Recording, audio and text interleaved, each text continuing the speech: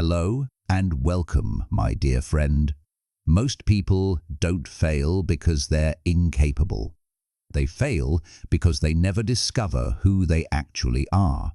Nobody tells you this, but life doesn't hand out certificates for effort. It hands out results quietly, without applause. And one day, without warning, the test ends. Not with a drum roll, not with a public announcement, just a subtle shift where certain doors stop resisting you. That's how you know something has changed. Lunger. Here's a fact that makes people uncomfortable. Most human beings die with the same identity they were handed as teenagers. Same fears, same coping mechanisms, same borrowed beliefs. Just older and more tired. Growth is rare. Self-discovery is rarer. Passing the internal test, that's almost unheard of, which is why the world is full of people performing confidence, while, secretly hoping nobody notices, they don't actually know who they are. Lee, this topic isn't about motivation or hype. It's about recognition. Because when you pass this phase, you don't suddenly become louder or flashier, you become precise.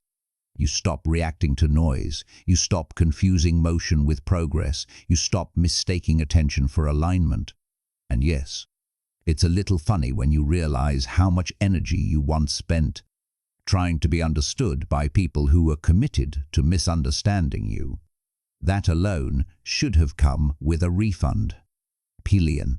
What makes this moment dangerous and slightly hilarious is that nothing about you looks new on the outside. Same face, same voice, same walk, yet internally the operating system has been replaced. Old triggers don't load anymore. Old fears get a buffering wheel and then disappear. Things that once stressed you now feel like background music you forgot was playing. And here's where the suspense really sits. Passing doesn't mean life gets easy. It means life stops needing to teach you the same lesson in different costumes. The chaos changes roles. The pressure changes tone. And the invitations you start receiving aren't loud. They're precise, subtle, almost missable. So if things have been feeling strangely calm, strangely clear, or strangely obvious lately, relax. That's not boredom. That's recognition. You didn't lose yourself. You passed, and now it's time you discover who you really are. Number 1. You weren't being tested for obedience. You were being tested for integrity. Most people think life rewards those who follow instructions well, keep their heads down, and play along. That's not what was happening to you. What you went through wasn't about how obedient you could be, or how well you could fit into someone else's system. It was about whether you would abandon yourself just to survive comfortably. Integrity is expensive.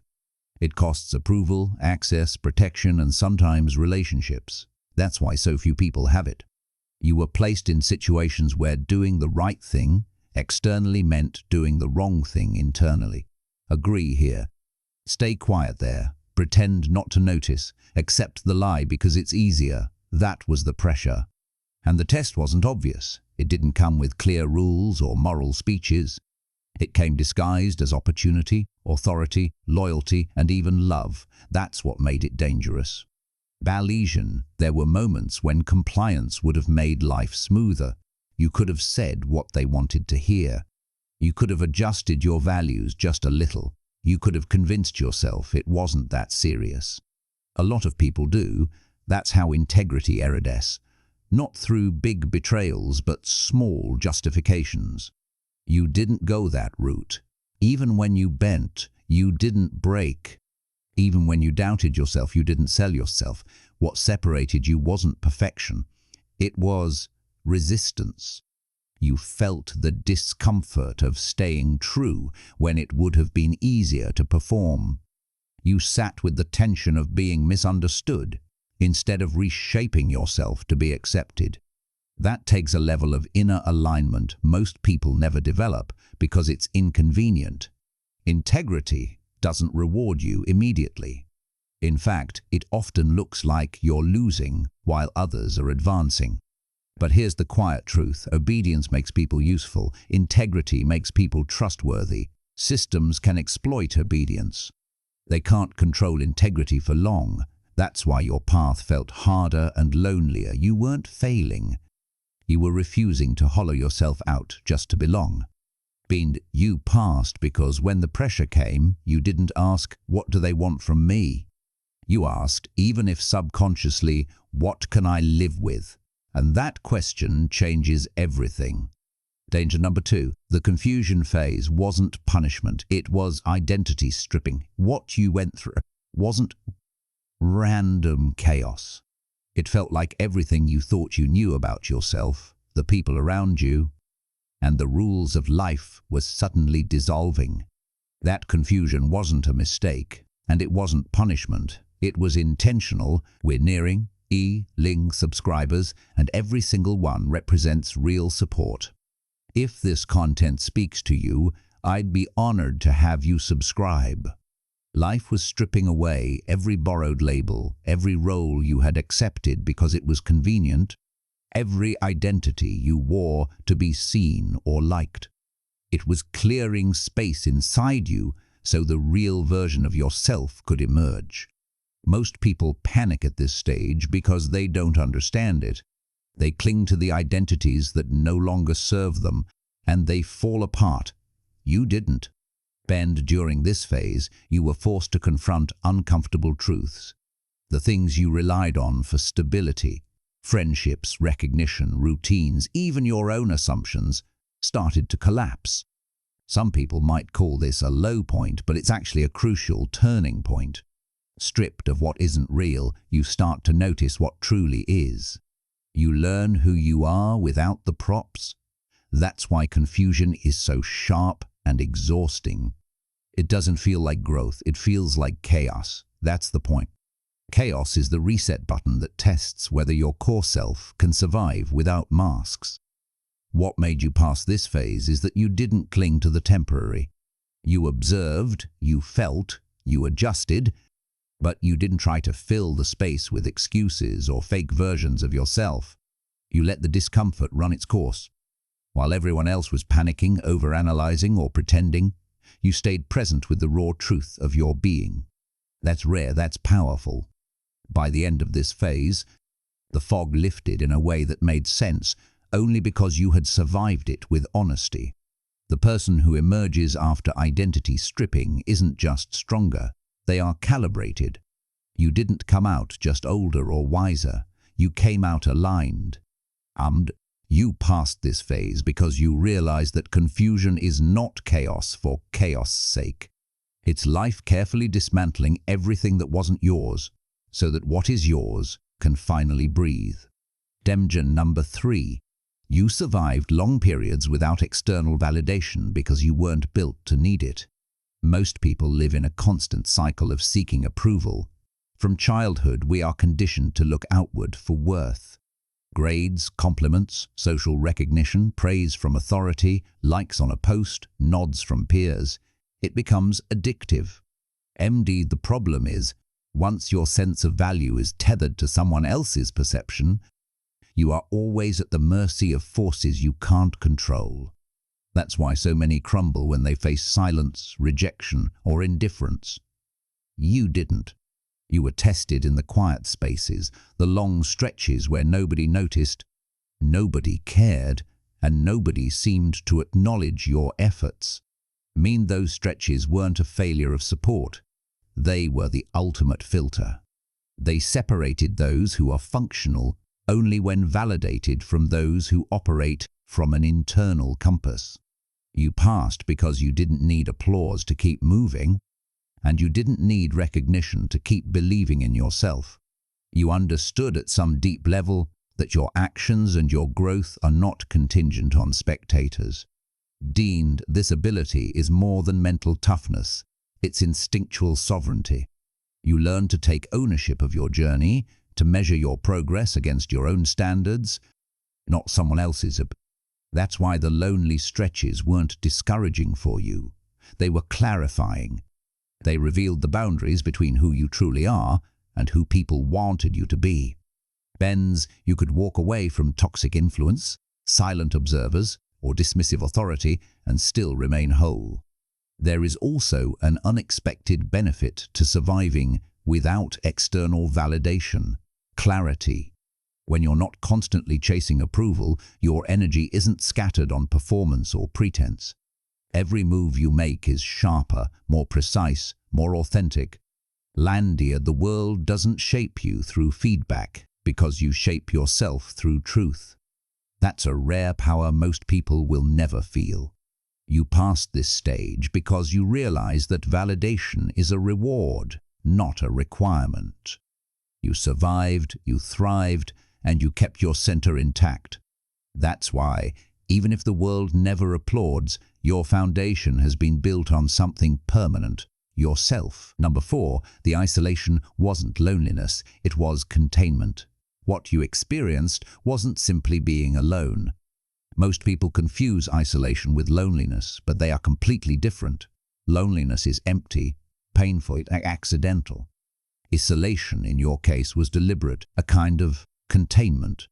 It was life, or the universe, or whatever force was orchestrating your path, putting you in a space where nothing external could distract, dilute, or interfere with what was forming inside you.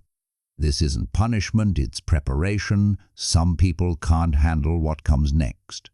And if they were exposed too early, they would break, bend, or scatter before they could fully rise. You didn't. During that period, it would have been easy to think you were forgotten, abandoned, or ignored. That's how everyone else would interpret it. They would complain, scream, or desperately cling to connection just to feel grounded. But your isolation wasn't about being left behind. It was about being protected from interference long enough to sharpen. You had to endure the quiet, the lack of feedback, the absence of applause or criticism, and somehow make progress while That's where most people fail. They cannot advance when nobody is watching. You learn to contain in this space.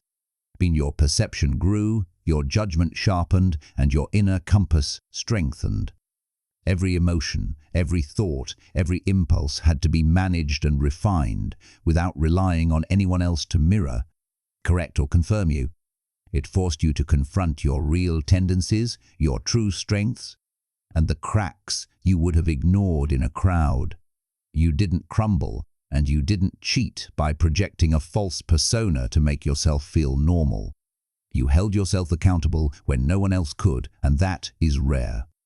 When the isolation ended, or rather when the containment lifted, you were no longer just a version of yourself shaped by others. You were precise, deliberate, and aligned. That period wasn't a punishment or an accident. It was life making sure the real you, the version capable of holding truth and standing unshaken, could survive untainted. You passed because you learned how to be fully present with yourself, fully aware and fully intact, even when the world was absent. That kind of mastery is invisible to most, but it's unstoppable once it exists.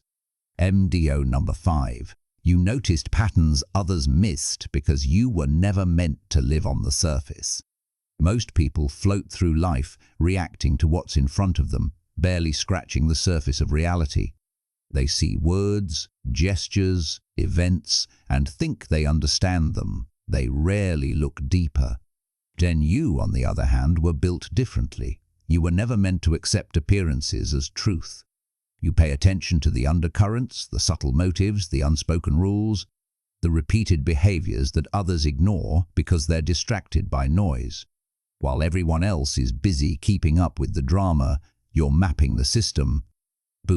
That ability is not learned in classrooms or handed out in instructions.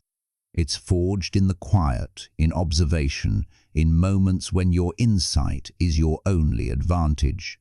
The reason this skill stands out is that it doesn't show on the outside. People might see you as thoughtful, introverted, or even detached.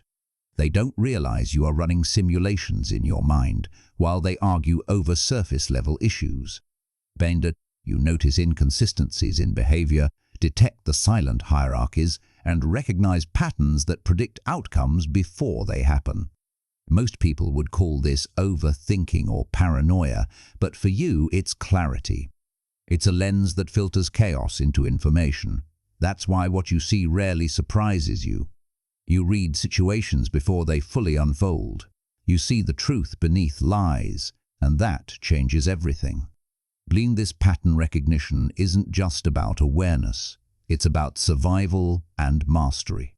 It teaches you who is aligned, who is opportunistic, and who is acting on impulse. It allows you to move without unnecessary friction, to act instead of react, and to protect your energy from the wrong people or the wrong situations.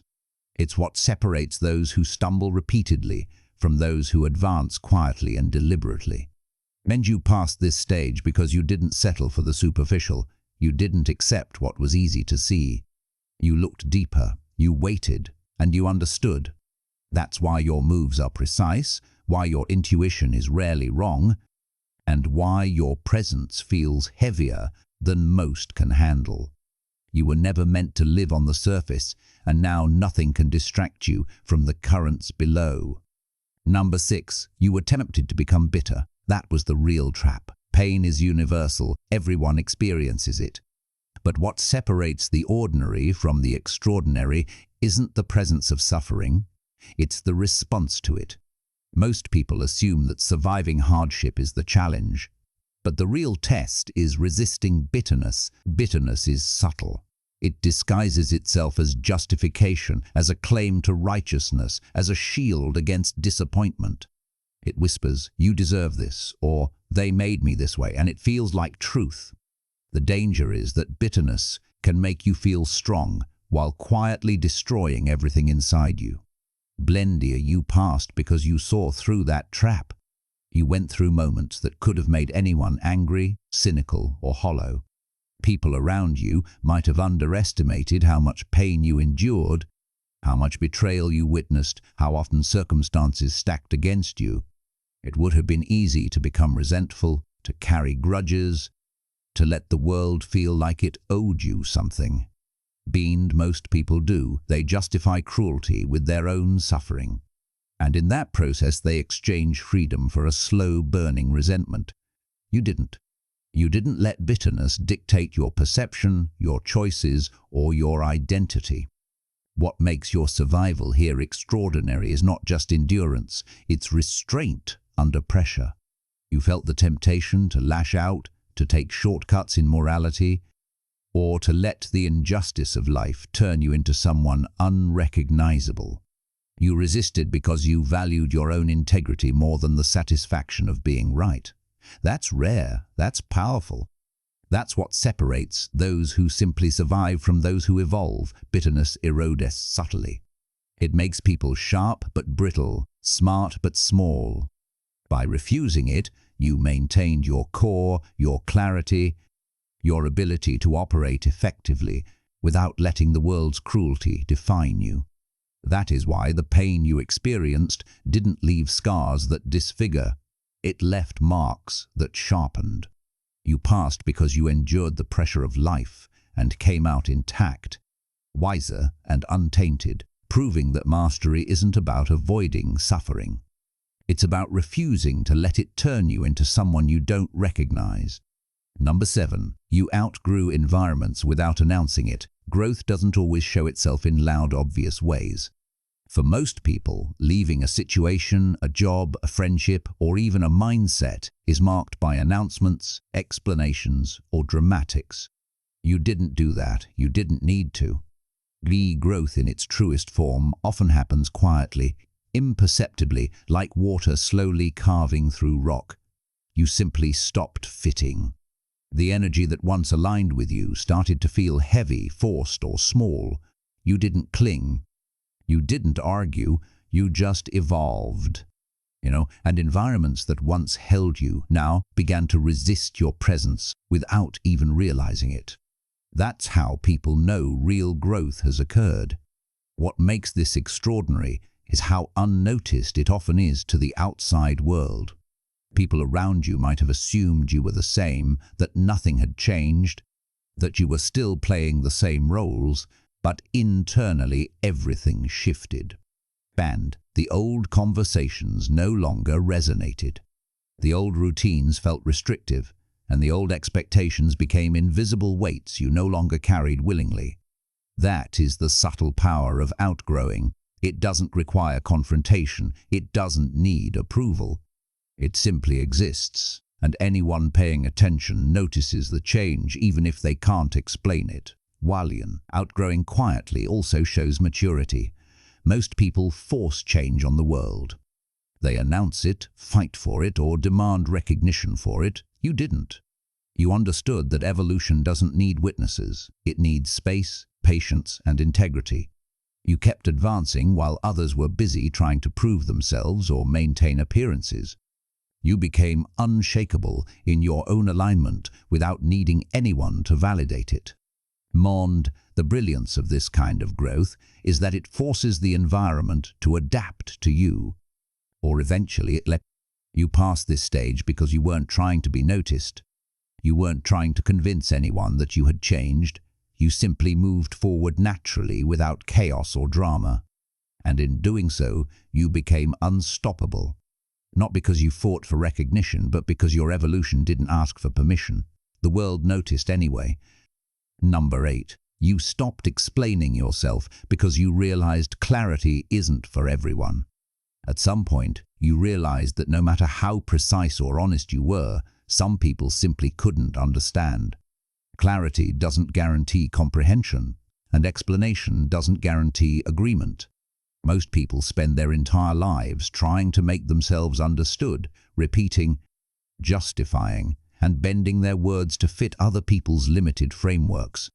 You didn't. You discovered that energy spent convincing the wrong audience is wasted energy. You stopped explaining yourself because you realized your truth doesn't require validation from those who aren't capable of seeing it. That's a freedom most people never reach. The beauty of this phase is in the precision it demands. You begin to see clearly which conflicts are worth engagement and which are distractions. You learn that when someone is determined to misinterpret you, no amount of evidence, argument, or patience will change their perception. Some people don't want clarity. They want control. They want confusion, misalignment, or an excuse to assert superiority. Once you understood that, you stopped bending yourself to fit their narrative. You passed this stage because you learned to preserve your energy, and protect your integrity without needing to prove yourself constantly. This shift also changes how you operate. You speak less, but when you do, your words carry weight.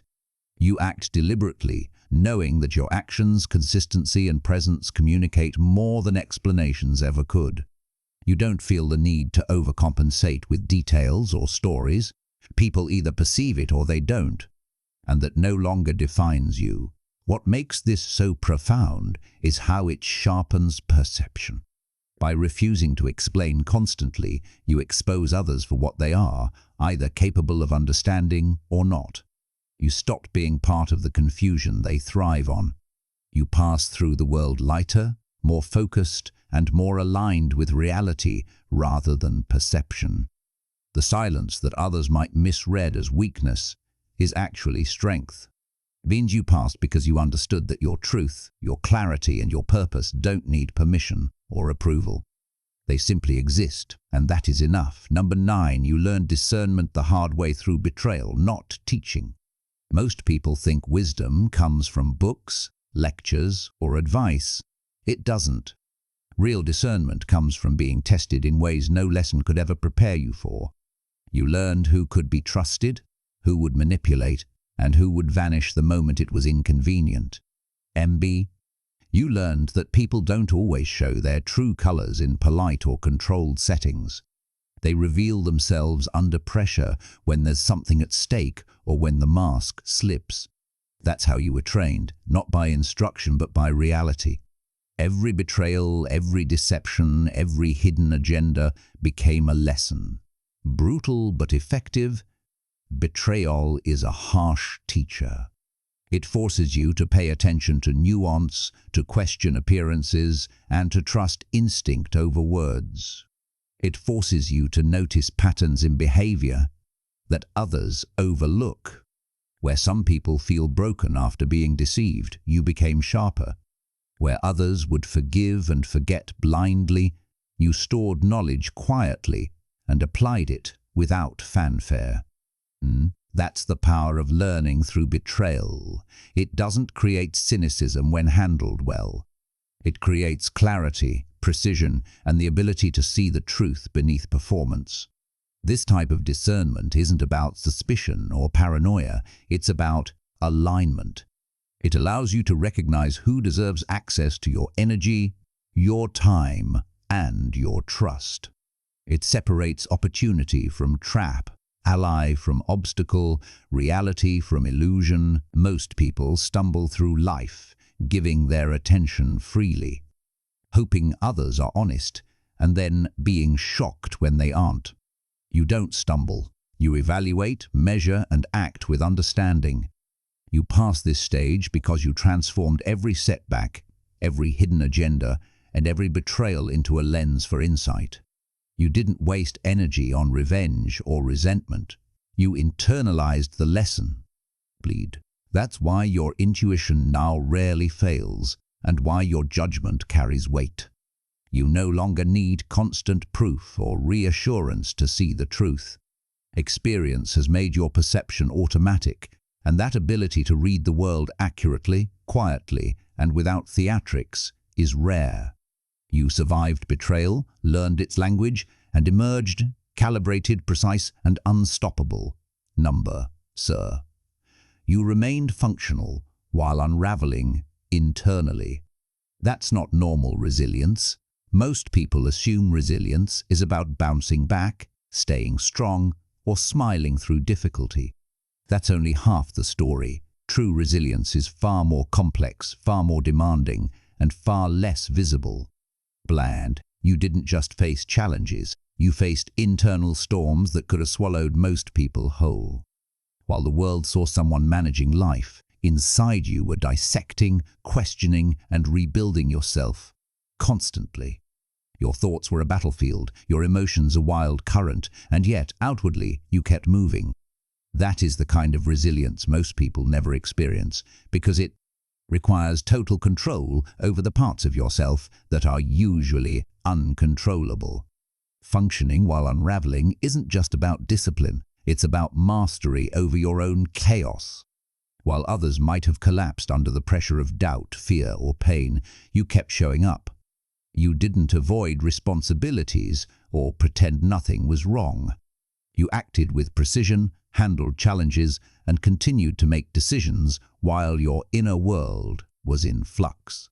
That level of endurance is often invisible, but it's transformative.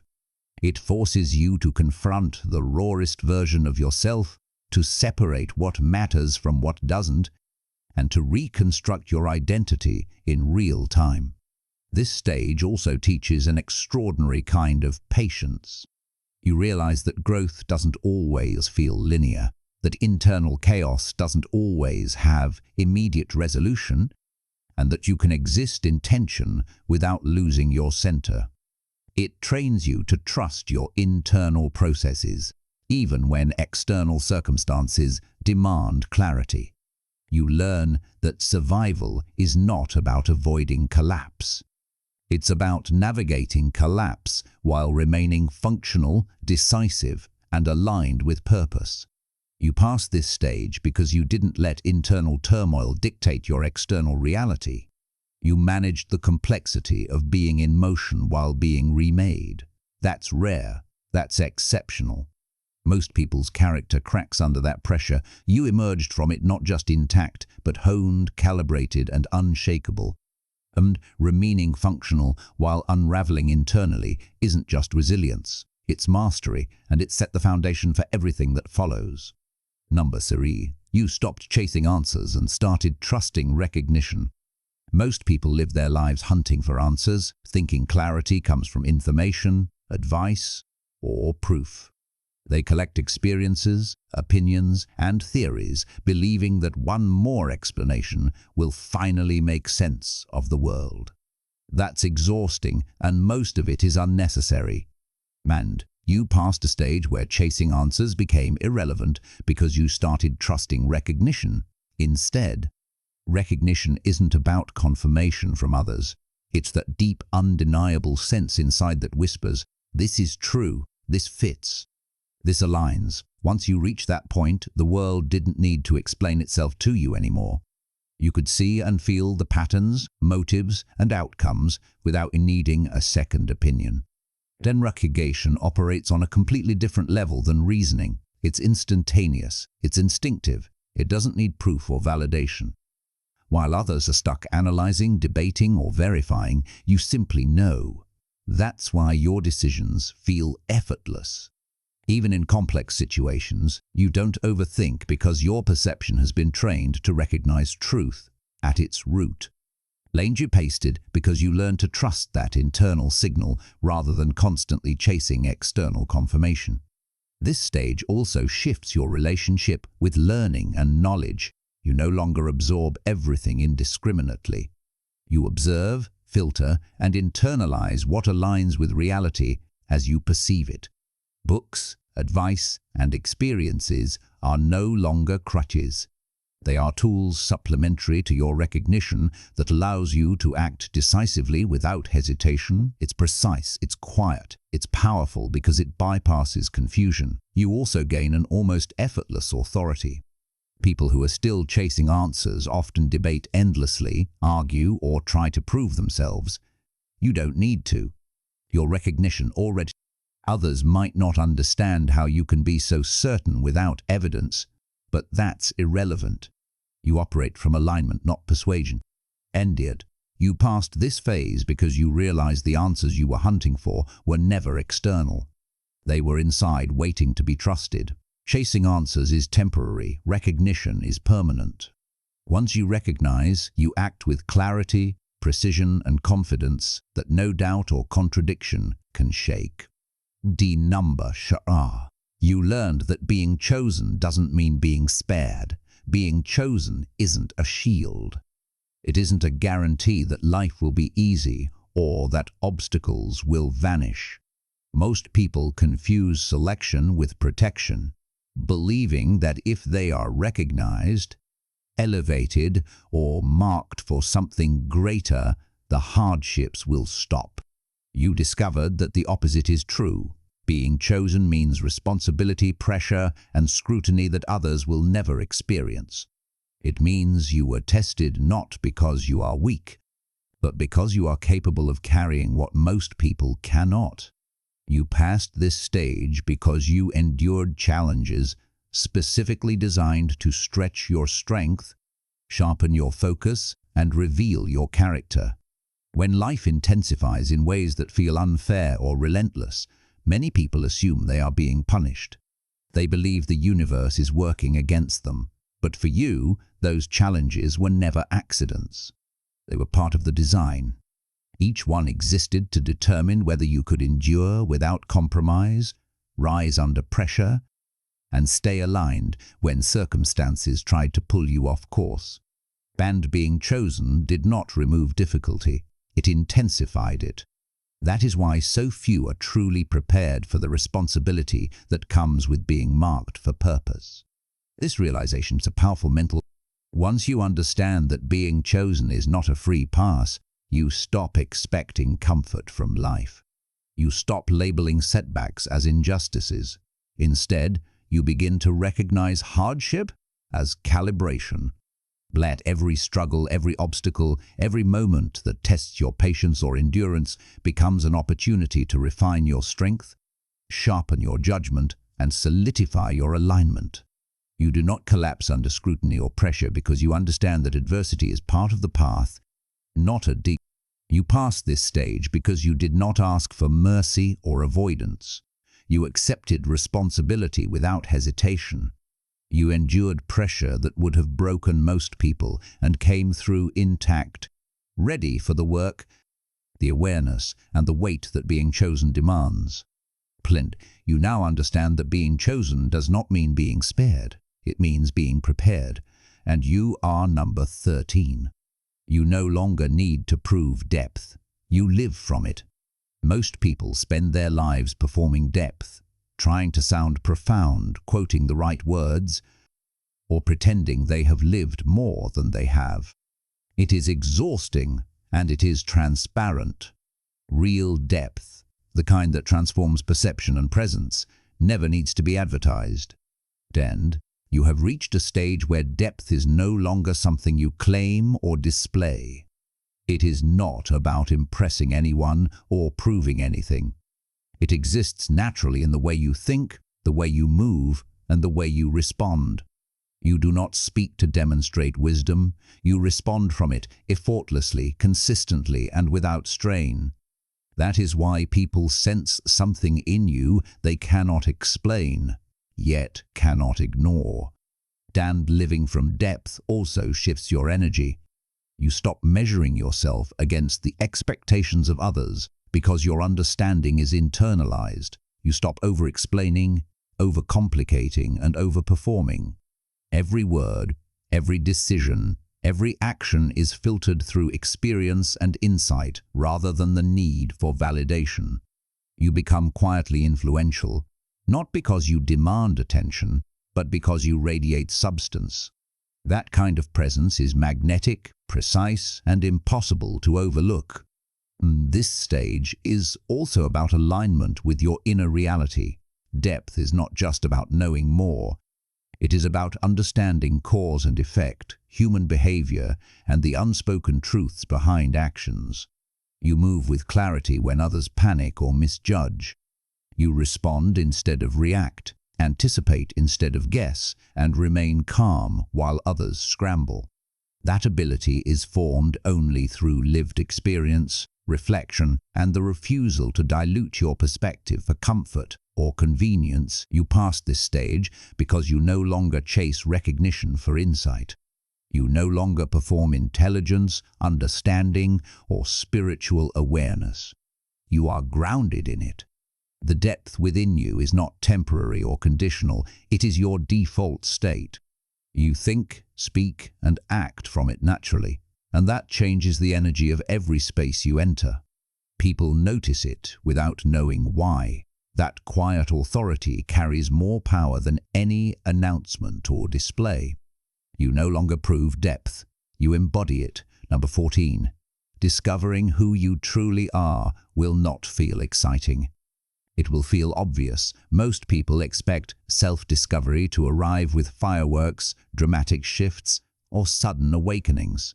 They imagine a moment that instantly changes everything. But real self-discovery does not work that way. For you, it arrives quietly, like a truth you have always carried but never fully acknowledged. Bangered. When you finally recognize who you are, it does not shock you. It simply makes sense.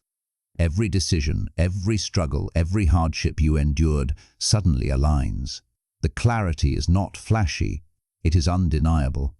It settles with a calm authority that leaves no room for doubt. And it feels obvious because everything you experienced was preparation for this realization. The pain, confusion, betrayal, isolation, and temptation were never random. They were markers guiding you toward deeper alignment with your true self. By the time recognition arrives, you see the patterns, the hidden lessons, and the precision behind what once felt like chaos. You understand why certain people entered your life, why others left, and why events unfolded exactly as they did. This understanding is not theoretical, it is lived. This stage strips away all pretense.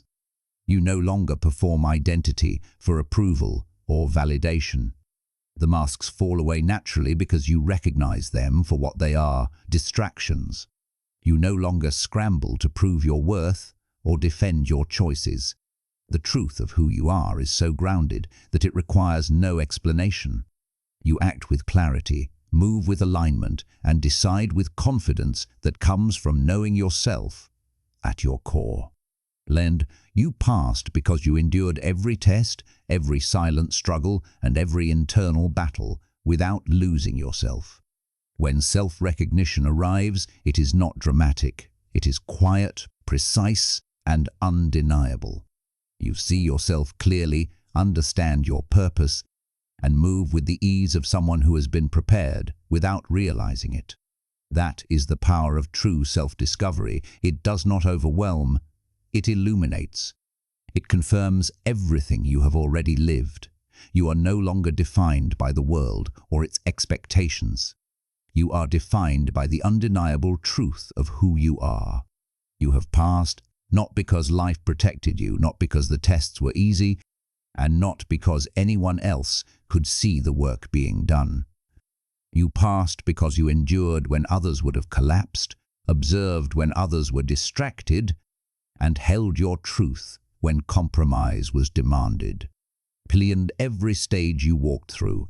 The isolation, the betrayal, the confusion, the pressure was not punishment, it was calibration. Each challenge acted as a mirror, stripping away what was never yours and leaving only what could withstand scrutiny, chaos and fire. Then you learned lessons that cannot be taught. You developed skills most people never attempt. You built strength while the world underestimated you, cultivated clarity while others relied on noise, and chose truth while many chased. You did not merely survive, you evolved. Lalian, you no longer operate from borrowed identity, borrowed courage, or borrowed wisdom. You are calibrated, precise, and aligned.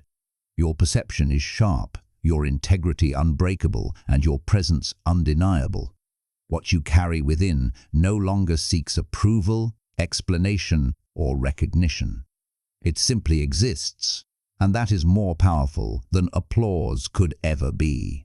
This is your moment of recognition, the quiet but undeniable knowing of who you truly are, unfiltered and unshakable. You have moved beyond the need to perform, to justify, or to chase external validation. You see clearly, act intentionally, and live authentically. Every challenge, every betrayal, every silent trial prepared you for this awareness that your worth, your power, and your depth are inherent, permanent, and unstoppable. If this journey resonates with you, if you feel the weight of every struggle and the clarity of every lesson, then you are in the right place. Subscribe to stay connected with insights that go deeper than ordinary advice. Like this video if it moved you. Comment to share your breakthroughs and pass it on to those who need to hear it. Your presence matters. Your understanding matters, and your story is far from finished. Step fully into who you are. The world is watching, and now so are you. God bless you.